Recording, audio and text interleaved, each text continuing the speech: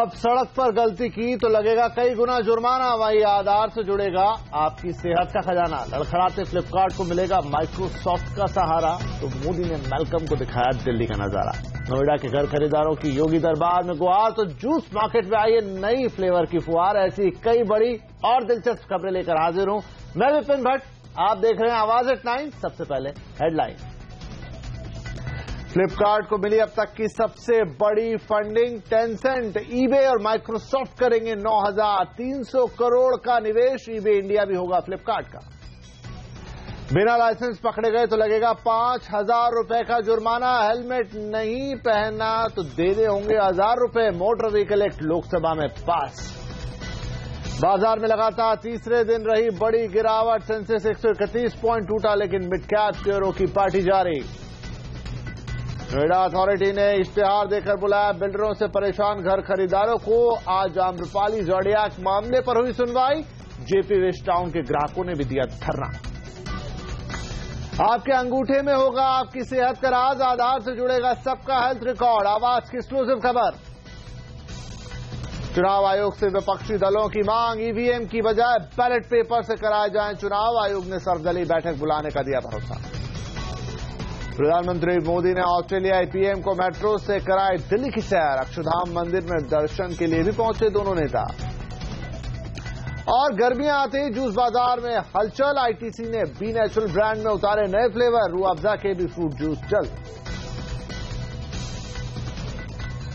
कई तरह की समस्याओं से जूझ रहे भारतीय ई कॉमर्स और स्टार्टअप सेक्टर के लिए एक बड़ी खबर है। फ्लिपकार्ट में माइक्रोसॉफ्ट, ईबे और टेंसेंट ने 1 अरब 40 करोड़ डॉलर यानी तकरीबन 9,300 करोड़ रुपए का बड़ा निवेश किया है। इसके साथ ही फ्लिपकार्ट की वैल्यूएशन 11 अरब 60 करोड़ डॉलर पर पहुंच गई है। कंपनी ने कहा कि ये भारत में इंटरनेट सेक्टर के लिए अब तक का सबसे बड़ा निवेश है और इससे फ्लिपकार्ट ई कॉमर्स के अगले दौर में बड़ी छलांग ले पाएगी। कंपनी के फाउंडर सचिन बंसल और बिन्नी बंसल ने कहा है कि ये कंपनी और देश के लिए एक लैंडमार्क डील है और ये कंपनी की नीतियों और कामकाज पर भरोसे का सबूत है।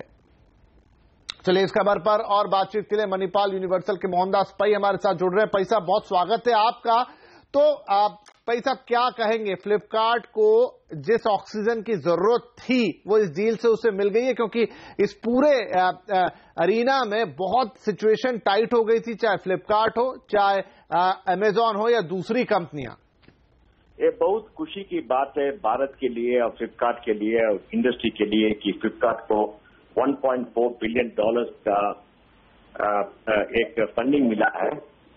और मैं समझता हूं कि ऐसा फंडिंग एक खुशी की बात है। मार्केट तो बहुत टाइट है और माइक्रोसॉफ्ट, टेंसेंट जैसे बढ़िया कंपनी, बड़े बैलेंस शीट है उनके पास, उन्होंने भी इन्वेस्ट किया है और ईबे ने भी इन्वेस्ट किया है। मैं समझता हूं कि ये करीब 10,000 करोड़ का जो पैसा अंदर आ रहा है इन्वेस्टमेंट करके, इससे फ्लिपकार्ट इस ऑनलाइन बिजनेस में कॉम्पीट करेगा अमेजन के साथ और आगे मैं समझता हूं कि सस्टेनेबल मॉडल बनाएंगे। और ये रिकग्निशन भी है कि भारत का जो स्टार्टअप इकोसिस्टम है वो आगे बढ़ रहा है और इन्वेस्टेबल है और दुनिया से बड़े बड़े कंपनियां इधर आकर इन्वेस्ट कर रहे हैं।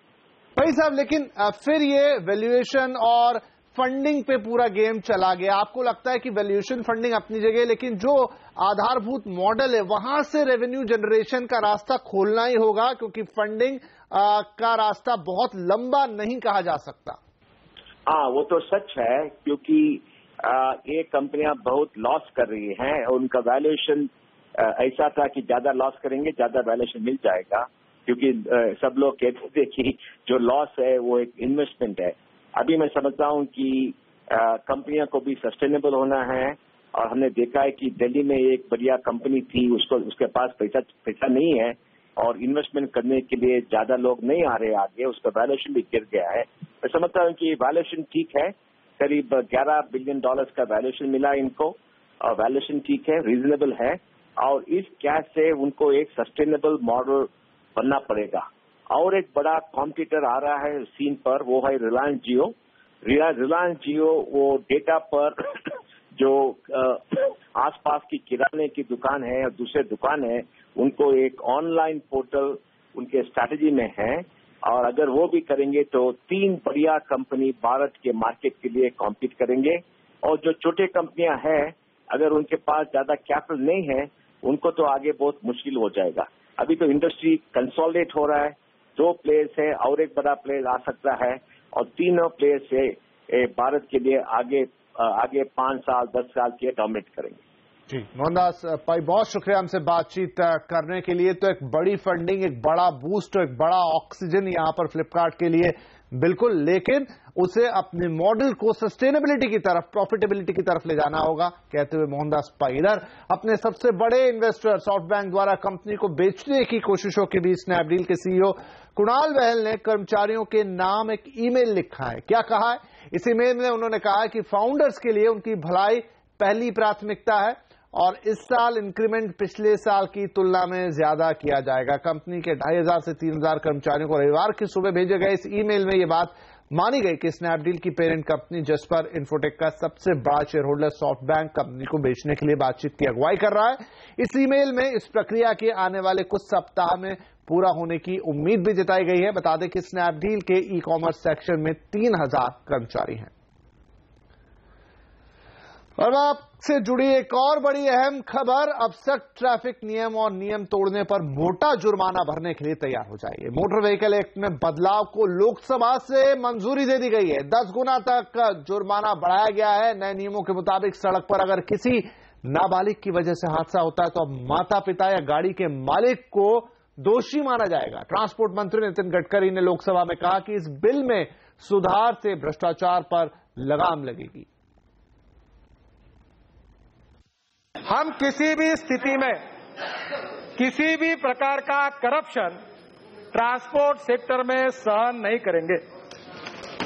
ऑनलाइन गवर्नेंस लाना ही होगा, करप्शन को समाप्त करना ही होगा, और नाकों पर लोगों को रुला रुला कर पैसे वसूल करने का धंधा बंद करना होगा। ये नहीं चलेगा, ये बात में हम पक्के हैं और इसके लिए मैं आपसे सहयोग मांगता हूं और ये इसके लिए हम लोग राज्य सरकार से करेंगे।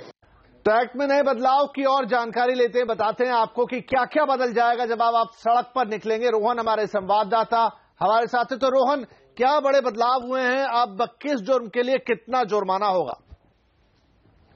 विपिन, बिल्कुल सड़क सुरक्षा को लेकर ये अब तक का सबसे बड़ा जो है कानूनी बदलाव है और सब कुछ बदलने जा रहा है। लाइसेंस बनने से लेकर जुर्माने और हर्जाने तक सब कुछ बदलने जा रहा है। लाइसेंस जो अभी बनाते हैं, कई बार आरटीओ के चक्कर लगाने पड़ते हैं, करप्शन बहुत ज्यादा है, उस पर लगाम लगेगी क्योंकि पूरा सिस्टम ऑनलाइन होगा और लोगों का इंटरफेरेंस कम होगा। यानी कि लोगों की बहुत ज्यादा जरूरत नहीं है, आरटीओ ऑफिसर की बहुत ज्यादा जरूरत नहीं है, सब कुछ ऑटोमेटेड सिस्टम से होने जा रहा है। इसके बाद जो पेनल्टी है वो कई गुना बढ़ा दी गई है। मसलन अब तक जो पेनल्टी बिना लाइसेंस की होती थी वो लगभग 500 रुपए होती थी, वो अब 5000 रुपए होने जा रही है। ओवर स्पीडिंग में 400 के बजाय 4000 रुपए होने जा रही है। शराब पीकर गाड़ी चलाने में जो अभी 2000 रुपए है वो 10,000 हो गए। बिना सीट बेल्ट के अगर पकड़े जाते हैं तो अब तक 100 रुपए है, वो 1000 रुपए होने जा रही है। तो लगभग 10 गुना तक जो पेनल्टी है वो बढ़ाई गई है। इसके अलावा जो हर्जाना है उसे भी बढ़ाया गया है। अब तक 50,000 रुपए सिर्फ हर्जाना मिलता है। अगर कोई सड़क दुर्घटना में किसी की मौत होती है उसे 5 लाख रुपए किए गए हैं। तो कई तरह के बदलाव किए गए हैं इसमें। और इसके अलावा भी ये तो सिर्फ एक पार्ट है इसका, जो कैब एग्रीगेटर्स हैं ओला उबर जैसे, उनको कानून के दायरे में लाया जाएगा। एक नई परिवहन नीति बनाएगी लास्ट माइल कनेक्टिविटी के लिए। एक ग्रामीण खासतौर पर क्षेत्रों पर किस तरीके से परिवहन को बढ़ावा दिया जाए उसके लिए एक पूरा कदम उठाया जाएगा। तो अब तक का सबसे बड़ा जो है सड़क सुरक्षा को लेकर ये कदम उठाया गया है, जिसे लोकसभा की आज मंजूरी मिल गई है। जी बहुत शुक्रिया इस जानकारी के लिए रोहन। तो अब कई गुना तक बढ़ जाएगा जुर्माना अगर आपने कोई गलती सड़क पर की। चलिए आगे बढ़ते हैं। मध्य प्रदेश में पूरी तरह से शराबबंदी की तैयारियां चल रही हैं। शिवराज सरकार ने ऐलान किया है कि धीरे धीरे राज्य में शराब की सभी दुकानों पर ताला लग जाएगा। शराब की दुकानों पर पाबंदी सिलसिलेवार तरीके से लागू की जाएगी। पहले नदी, धार्मिक स्थलों, स्कूल, शिक्षण संस्थानों, रिहायशी इलाकों में शराब की दुकानें बंद की जाएंगी। इसके बाद धीरे धीरे सभी जगहों पर पाबंदी के फैसले को लागू किया जाएगा। फैसला लागू होने के बाद मध्य प्रदेश देश का 6ठा राज्य बन जाएगा जहां पूरी तरह से शराब पर बैन लगेगा। फिलहाल गुजरात, बिहार, नागालैंड, मणिपुर, केरल और केंद्र शासित प्रदेश लक्षद्वीप में शराब पूरी तरह से बैन है। नर्मदा जी के दोनों तटों पर 5-5 किलोमीटर दूर तक जितनी दारू की दुकानें थी 1 अप्रैल से सारी बंद कर दी गई है, कलारियां बंद कर दी गई है, वो दुकानें बंद कर दी गई है। रेवा मां के तट पर कोई दारू की दुकान नहीं होगी। 5 किलोमीटर की परिधि की अभी बंद की है और उसके बाद चरणबद्ध तरीके से हर साल दारू की दुकानें बंद करते जाएंगे और कम करते करते मध्य प्रदेश को संपूर्ण नशा मुक्ति की तरफ हम ले जाएंगे। मध्य प्रदेश में शराबबंदी की तैयारी की खबर का असर शराब कंपनियों के शेयरों पर आज नजर आया। शराब कंपनियों के शेयरों में बिकवाली हावी रही। वैसे शेयर बाजार ने कमजोरी के साथ हफ्ते की शुरुआत की है।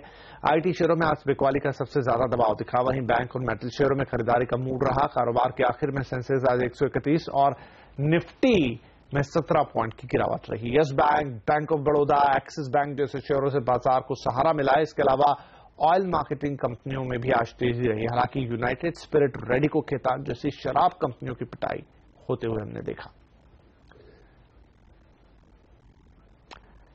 अब आपके मेडिकल रिकॉर्ड्स ऑनलाइन हो जाएंगे और उन्हें आपकी उंगली के निशानों से खोलकर देखा जा सकेगा। सीएनबीसी आवाज को मिली एक्सक्लूसिव जानकारी के मुताबिक सरकार जल्द ही इलेक्ट्रॉनिक हेल्थ पॉलिसी लेकर आ रही है। इसके तहत आपको तमाम जांच रिपोर्ट और डायग्नोसिस आधार से लिंक किए जाएंगे। सरकार इसके लिए जल्दी कानून बनाने जा रही है। पूरी खबर के लिए हम बात करेंगे अपने संवाददाता प्रतीक श्रीवास्तव से। तो प्रतीक, मेडिकल रिकॉर्ड्स आधार से कैसे लिंक होंगे और इसका मरीजों को क्या फायदा होगा? सरकार जल्द ही इलेक्ट्रॉनिक हेल्थ पॉलिसी ला रही है, जिसके बाद मरीजों के तमाम मेडिकल रिकॉर्ड्स ऑनलाइन मौजूद होंगे। मसलन एमआरआई, सीटी स्कैन, जांच की रिपोर्ट, डॉक्टर का प्रिस्क्रिप्शन, ये तमाम चीजें ऑनलाइन प्लेटफॉर्म पे मौजूद होंगी, जिसको देश के किसी भी कोने से एक्सेस किया जा सकेगा।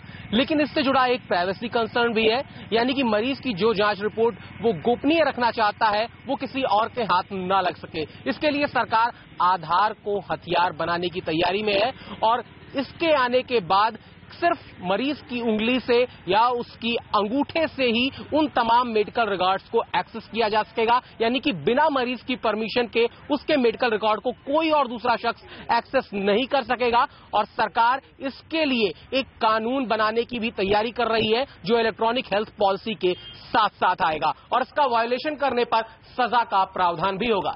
शुक्रिया। इधर आधार से जुड़ी एक और खबर। आधार पे सिस्टम से बैंकों को जोड़ने की सरकारी कोशिश रंग लाने लगी है। सीएनबीसी आवाज को मिली जानकारी के मुताबिक देश के ज्यादातर बड़े बैंक आधार पे को अपनाने के लिए राजी हो गए हैं। 14 अप्रैल को प्रधानमंत्री नरेंद्र मोदी आधार पे को औपचारिक तौर पर लॉन्च करेंगे। इस खबर पर ज्यादा जानकारी के लिए अब हमारे साथ है हमारी संवाददाता दीपाली नंदा। तो दीपाली, कौन से बैंक आधार पे के साथ जुड़ने को राजी हो गए हैं?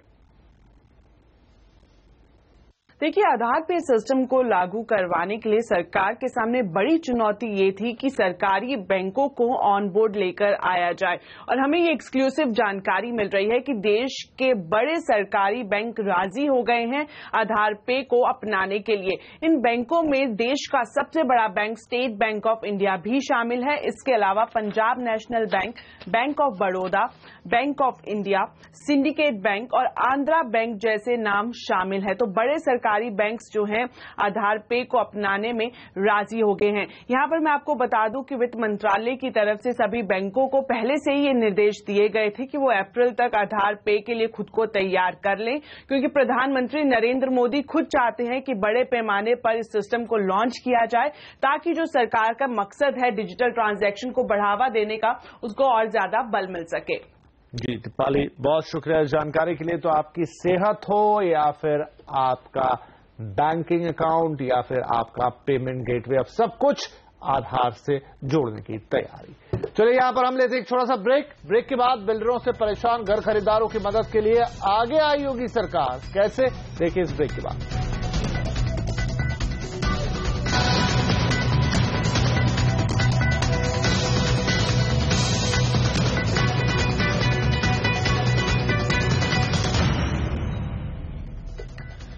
एनसीआर में नोएडा के घर खरीदार अब अपनी तकलीफों के लिए योगी सरकार की तरफ देख रहे हैं। नोएडा अथॉरिटी ने बिल्डरों के खिलाफ घर खरीदारों की शिकायतें सुनने के लिए बाकायदा एक इश्तेहार अखबार में दिया। इस इश्तेहार में अलग अलग तारीखों पर अलग अलग प्रोजेक्ट से जुड़े घर खरीदारों को बुलाया गया है। इसमें आम्रपाली यूनिटेक और शुभकामना बिल्टेक के प्रोजेक्ट शामिल है। आज आम्रपाली के जोड़ियाक प्रोजेक्ट में घर खरीदने वाले लोग नोएडा अथॉरिटी पहुंचे। हालांकि पोजीशन न मिलने से परेशान जेपी वेस्टाउन के ग्राहक भी यहां पहुंचे और उन्होंने अपनी मांगों के लिए धरना दिया। आम्रपाली के ज़ोडियाक प्रोजेक्ट में घर खरीदने वाले लोगों से बातचीत की हमारी कंज्यूमर अफेयर एडिटर प्रियंका संभव ने। कब से आपके घर का इंतजार आम्रपाली ज़ोडियाक में चल ही रहा है? मैम, मैंने इनका फ्लैट आम्रपाली ज़ोडियाक के 803 में 2010 दिसंबर में बुक किया था। उस दिन से लेके आज तक मैं अपने फ्लैट का पोजीशन लेने के लिए इनके चक्कर काट रहा हूँ। पिछले 2 साल पहले इन्होंने हमें कहा कि आप लास्ट पेमेंट आप कर दो और पोजीशन ले लो। हमने उनकी सारी पेमेंट लास्ट 2 साल पहले कर दिया था और आज तक इन्होंने हमें हमारा फ्लैट का पोजीशन नहीं दिया। आप कह रहे हैं 100% पेमेंट कर दिया? 100% पेमेंट दे दिया।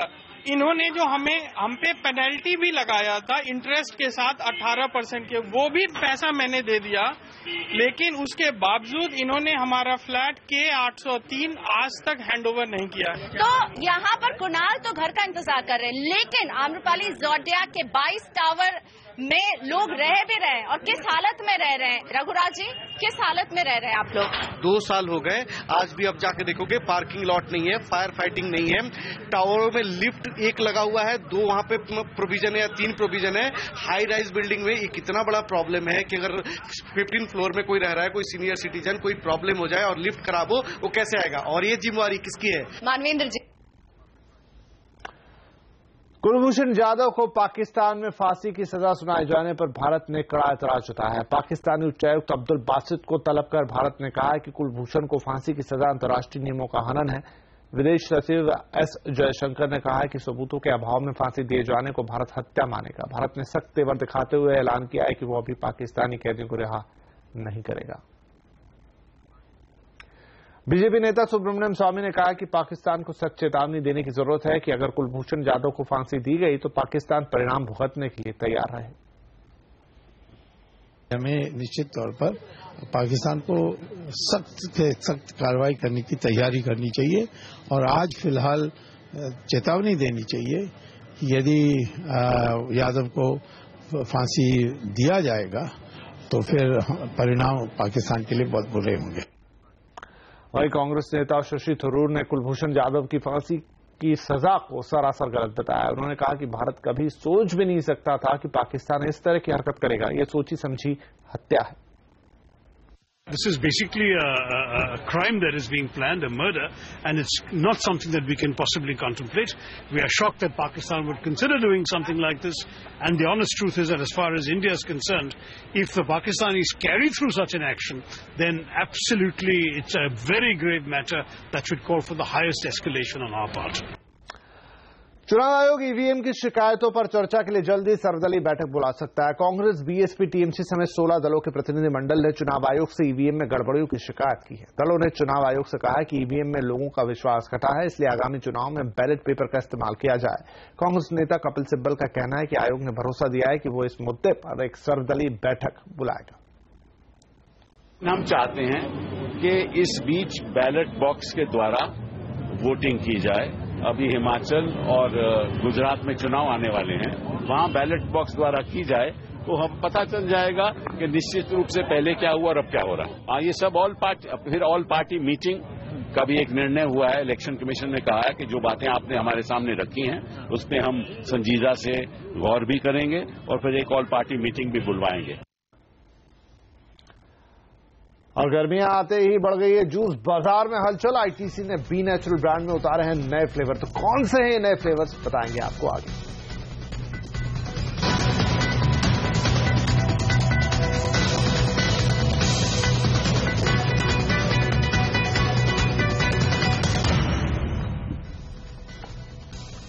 ऑस्ट्रेलिया के प्रधानमंत्री मैल्कम टर्नबुल को आज प्रधानमंत्री मोदी ने दिल्ली मेट्रो की सैर कराई। दोनों ने मंडी हाउस से अक्षरधाम मेट्रो स्टेशन तक का सफर किया। दोनों नेताओं ने साथ में सेल्फीज भी खींचे।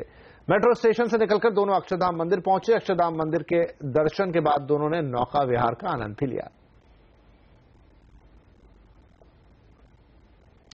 फलों की ताजा जूस का ख्याल आते ही आप नुक्कड़ की दुकान का रुख करते हैं, लेकिन अब पैकेज जूस का बाजार तेजी से बढ़ रहा है।